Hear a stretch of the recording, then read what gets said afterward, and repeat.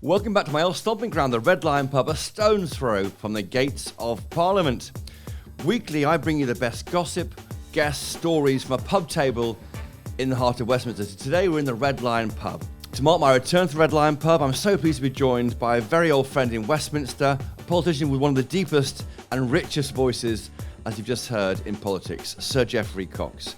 Geoffrey's been Tory MP for Tories in West Devon since 2005, since when he increased his majority sixfold. Critics complain he's making a good living as a KC, a barrister, but frankly, his constituents are thinking, so what? Geoffrey Cox, welcome to Chopper's Political Podcast. Thank you very much, Chris. What a joy this is. It's like discovering a new novel about Sherlock Holmes by Conan Doyle. It's a great pleasure to be back at the resumed Chopper's Political Podcast. Your voice is missing from podcasting, so it's great to bring it back to podcast and to my one, Chopper's Political Podcast. I've got to ask you, we're having a chat about politics today. No one's listening, you and me talking, as you know. Ignore the cameras. Within these four walls, yeah. Has your party gone mad? Those whom the gods wish to destroy, they first make mad. So I can understand why you ask the questions. We've spent 3 years annoying the British public. And we've had a year to restore order, sanity and decency, and the noise is off, and various discombobulations the moment a new poll comes in are not helpful. I should say to our listeners, we are in a pub, yes, and they are unloading barrels of beer. They are indeed, but we're not drinking them. Well, we'll crack on through it. 40 MPs are said to have put in letters of no confidence to Sir Graham Brady. Of course, we don't know if that's right. Only Graham Brady knows that. How can you possibly change the leader so near an election? Well, I agree. It would be an extraordinary event if people thought that was prudent. My view is simple. We have to remain steady. We have to keep our nerve. We have to invoke our Rorke's drift mentality. We have to... The Zulus coming at you. We have to keep calm, keep our nerve. We have to do everything based on evidence. The economy is turning round. We have to take one step at a time. But above all, nothing is to be gained by panicking.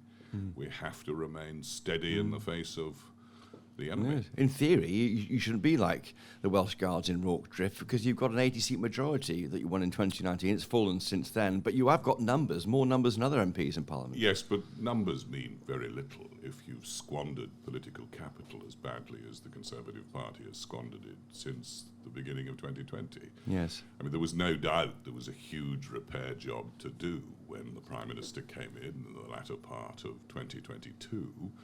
And he set about doing it with a will. Whether the prescription that he is following is enough is a matter that others can judge. But he certainly set about restoring the party's sense of sanity. We've just got to hold our nerve. He lacks some flair, does he?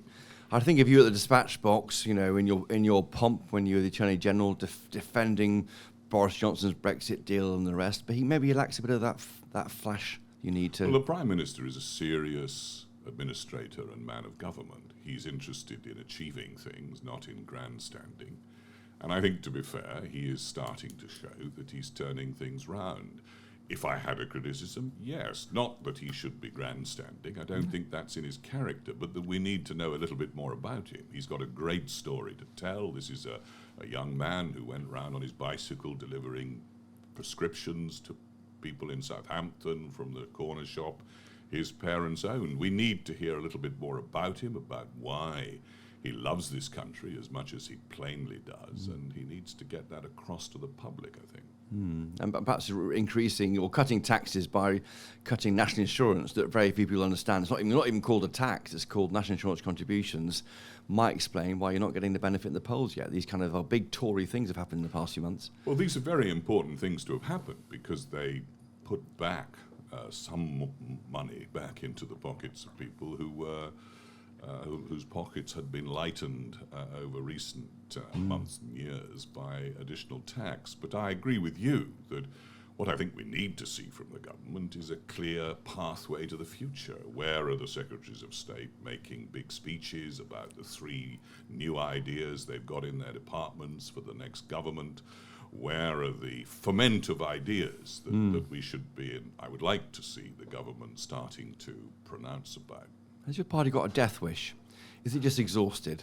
14 years of in government with other parties, the DUP and the Lib Dems, and of which you've only been in power for about 7 years on your own, by the way. But anyway, is there a death wish in the party? We can't afford that kind of self-indulgence. You know, the Conservative Party represents a cluster of important values, ideals, principles, which, if the country is without, it's a very dangerous thing for democracy. I mean, at the moment, a 200-seat majority, an 80-seat majority is big, but the proposal at the moment, the suggestion that Labour might win a 200-seat majority effectively annihilates any credible opposition. That's bad for democracy. But on our part, we need to show why we should be elected again, why our party stands for really important values and principles. And if I had a criticism, it's that we're not conveying that to the country at the moment, and I think no doubt we will soon, but I think that's something that should be a priority now. Oh, the country not listening, but just tired of the politics. You alluded to the chaos since 2020, recently restored some normality since 2022. Well, I think 2.5, 3 years of what I've called annoying the British public means that you've got a difficult task in getting back your audience. I think the Prime Minister, as I've said, has set about a very credible programme to manage the government better. I think where we do need to see more is on the fabled vision thing, the pathway to the future, the ambitions, the aspirations that Conservative government should be all about. But I think, no doubt, the 14 years takes its toll on a party. We've been through some extraordinary convulsions. We've been through an unprecedented pandemic, through the convulsions, constitutionally and otherwise, of Brexit. These things take their toll. War. Yes, including that. But all of these things take their toll. Nevertheless, a party has no right to be tired. It must renew, reinvigorate, and re-inspire itself and the country. The Conservative Party stands for something essential in the soul of this country. Because facing it is a potential almost a one-party parliament. It would be a one-party parliament. Labour's in charge. Yes, I mean you couldn't have a credible opposition. It was under the Blair landslide in '97. The Conservative Party had great difficulty manning a front bench. Our system means that without that credible opposition, it's very bad and unhealthy for democracy. And that could happen after the election with the current polls. On the current polls, yes, it could. And I think we have to reflect very deeply on whether or not that is a sane and sensible thing to happen in this country. But, the fault lies at the Conservative Party's door. If we are not making our case as well as we should be, then we've got to make it better. We're speaking the night after the votes in the House of Lords.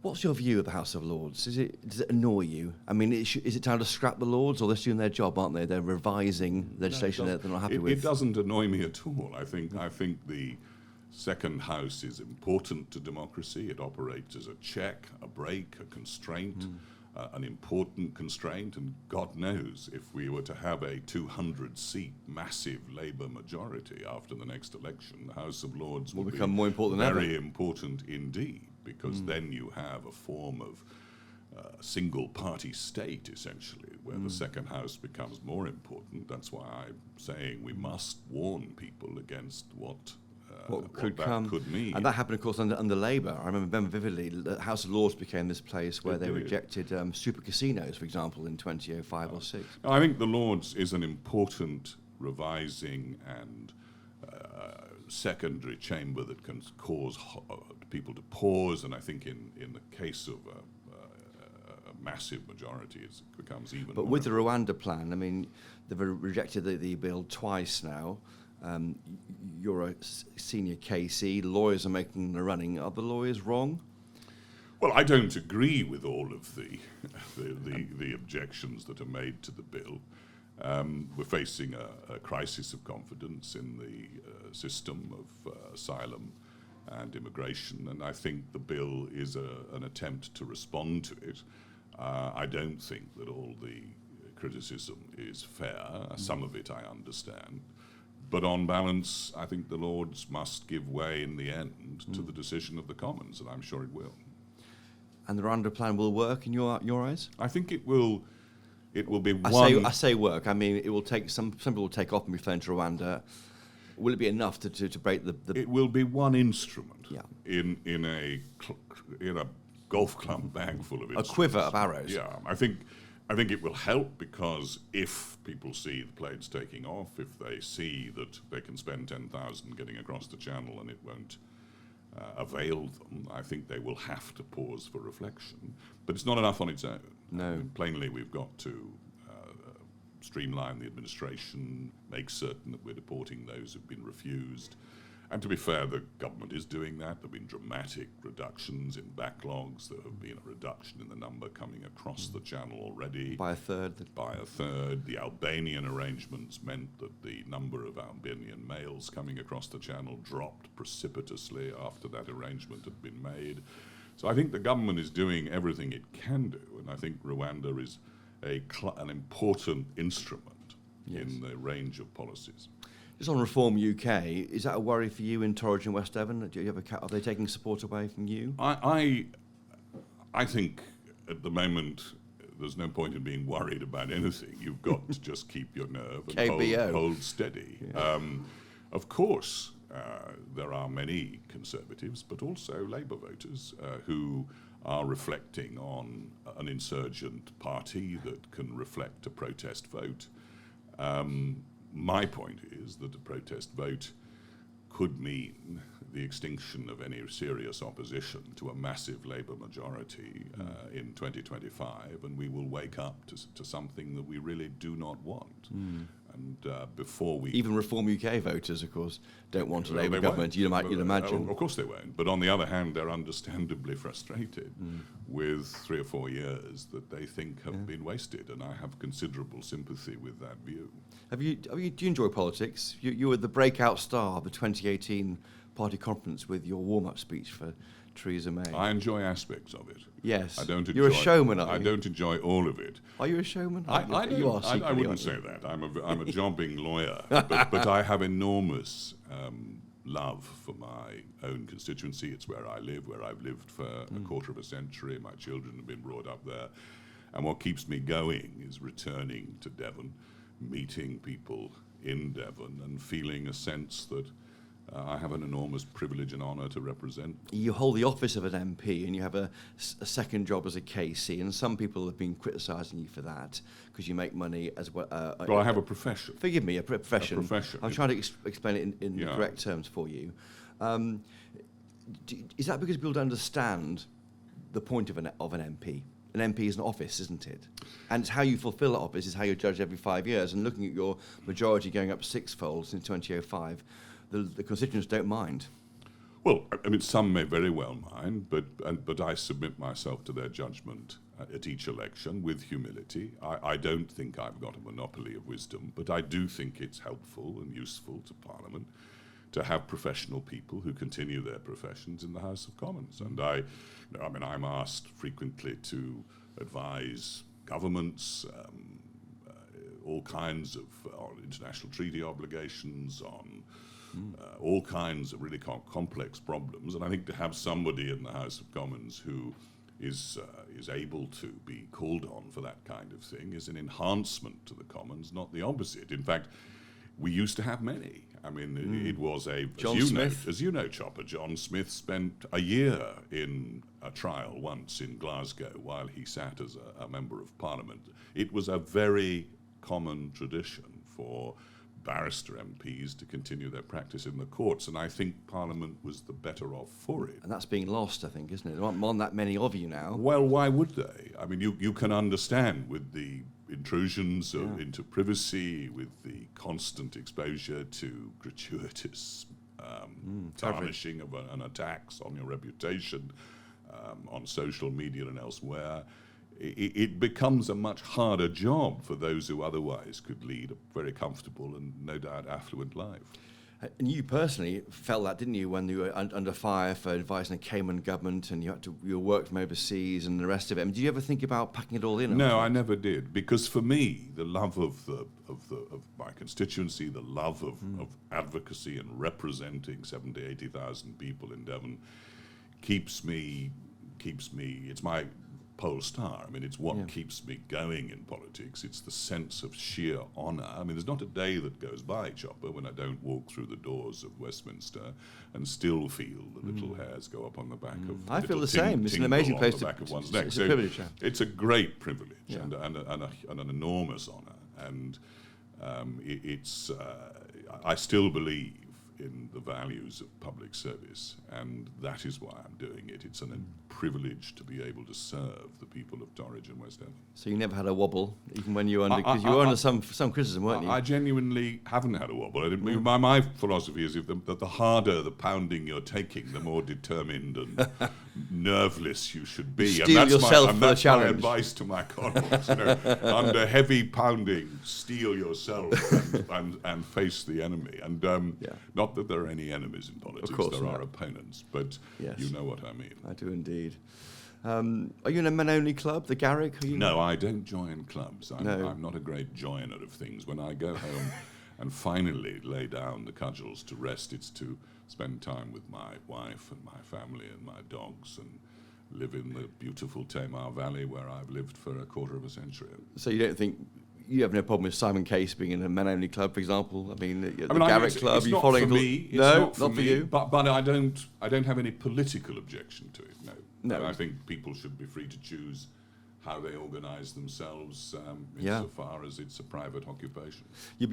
Labour are going to try and crack down on second jobs of MPs. What's your message to them? I mean, what's interesting about that is, what is a second job? Is a farmer? Can't you be a farmer, for example? Or a doctor can't practice to keep their certificates going? I mean, I think it's going to be quite complicated. I think it will be difficult, and I hope and I believe the Labour Party will reflect quite hard on whether or not really to exclude professional people from continuing their professions, to exclude farmers from managing their farms, to exclude business people from at least having some involvement in the continuation of their business, to exclude authors from writing books. I think it's going to be quite hard to draft a rule that will really adequately reflect the public interest in this sphere, but we must wait and see. I mean, it's if the Labour Party win this election, and there's still, if my party comes to its senses and reinvigorates its sense of purpose and mission, and convinces the country it's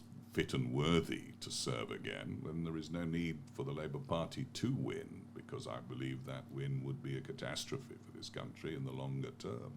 It would diminish maybe Parliament if you had this. You have all the same. All MPs would be the same, wouldn't they? You'd then have you wouldn't have the variety you described there of writers and doctors and Parliament lawyers. Is based on, that you can have people from all walks of life. What you will do if you exclude professional people carrying on their professions is you will either have the very rich who do not need to continue to work, and you will have those for whom the salary of Parliament is one that is as good as they've ever had. Now, you would then exclude an entire group in the middle who perhaps could possess real value for Parliament. Those people would effectively be shut out. I think that's not enhancing our democratic system and arrangements, and I think it would be a very retrograde step. Do you worry that so many of your colleagues on the Tory benches are quitting? 60, so you know, 1 in 6 are standing down. I mean, or is it because it's the first planned election since 2015? The intervening two were surprise elections, weren't they? I think, as with anything of this type, Chopper, it's a combination of reasons. You can't just look for one. I mean, in 97 there were 75 Conservative MPs, and others as well, of course. There have been dozens going at each election, but of course in a snap election it's much harder to do that. Yeah, you can't plan ahead. People may well feel that after 10, 14 years, but to me, being in politics isn't about necessarily being in government. Otherwise I probably would have spent a lot more time cultivating the necessary levers for me to spend longer in frontline politics. For me, being in politics is about the ideals and values you defend, what you stand up for, and what you represent, and about the places you represent and the people. You can do more on the backbenches. Sir Bill Cash told me he thinks you do more, you can achieve more as a backbencher than in government. I mean, he looks at his campaign on Brexit, Wilberforce on slavery. He was if you look at the big picture, he thinks you do more outside than in. Well, Bill Cash would know, since he spent the best part of his life on the back benches. But and look what he achieved. Maybe. I'm not sure about that. I think it's a legitimate objective for any member of Parliament to seek to serve in government, and certainly for me, the nearly 2 years I spent in government was a time of considerable interest and fulfilment, though very exhausting. In extremis, I mean, some people would say you saved Brexit. You're always provocative. You make these rather grand statements. I don't think for a moment. That legal advice you did, saying that it wasn't what Theresa May's deal was not Brexit. I mean, in a sense, for Brexiteers, that meant that that deal would lock us into the customs union. And then a new idea was offered under Boris Johnson, which is the Brexit we now have.